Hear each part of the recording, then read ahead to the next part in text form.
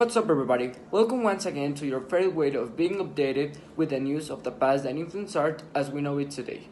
We are proud that every edition of this podcast makes us more famous, and we will arrive more soon to the top 3 of Latin America. Well, stop promoting our podcast and give our travelers what they most like and what they deserve. Maybe here in the work cubism we bring to mind Pablo Picasso and his Sorian paintings, but there's something deeper that mostly nobody knows about. The theater was pretty much visual. José Juan Tablada, Mexican poet from modernist movement, considered as the precursor and main influencer for cubist poems in this program. We're just about to begin the trip to the latest news out of the past. So let's begin! Please hang up and try again. Mexico City saw emerge one of the best exposures of the Cubism poems. On the 3rd of April of 1571 was the day that he was born in the insides of Coyoacán. His academic training was in the military college of the Chapultepec Castle. Some years after, during the high school, he studied in the Escuela Nacional Preparatoria, where he learned how to paint. A curious fact, he never painted in a professional way, but there are some paints he did in the files of the UNAM dedicated to philosophic investigation. At the year 1890, when he was 19 years old, he began working together with some newspapers like the Universal publishing periodic poems. He made one book titled Florilegio that made his career as a poet take off to the point of being one of the main representatives of modernism. William, one of the best poets in Mexico, so we're going to give you a few poems so that you know the works of his great author. Come, my friend, but I know that you want to share with all the public, but let's get a little closer. He participated in the revolution citizen the President Francisco Madero. He supported the dictatorship of Victoriano Huerta. When Huerta has defeated, he moved to New York, country which he dies. A curious fact is that most of his poems were about nature and the delicacy of nature creatures, without forgetting that he made short but incisive compositions.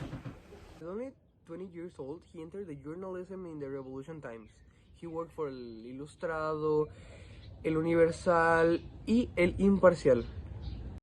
This is not all. José Juan Tablada did several things through his life, such as painting. Although he was not very good, he never published any painting himself, or more than anything for his writings. In fact, he brought a book about mushrooms. Can I talk about his important works? Yes, of course, you can share your works with us. He wrote poetry books such as Al Sol y Bajo la Luna, Un Día, Lipo, y El Jarro de Flores. He not only wrote poetry, he also narrated chroniques about politics and culture such as Tiro al Blanco, Los Días y Noches de París, and En el País del Sol. He promoted the French magazine and haikus. Really important works that he wrote during his life. For his last years of life, he wrote La Feria de la Vida, in which he talks about the state of the infancy and the change to the maturity. He wrote this in 1937. Unfortunately, he died in 1945 in New York at the age of 74, leaving his works as a legacy. This time, we talk about José Juan Tablada and how he introduced the modernism to Mexico. It was a great episode of this amazing podcast. I hope you like it as much as we did.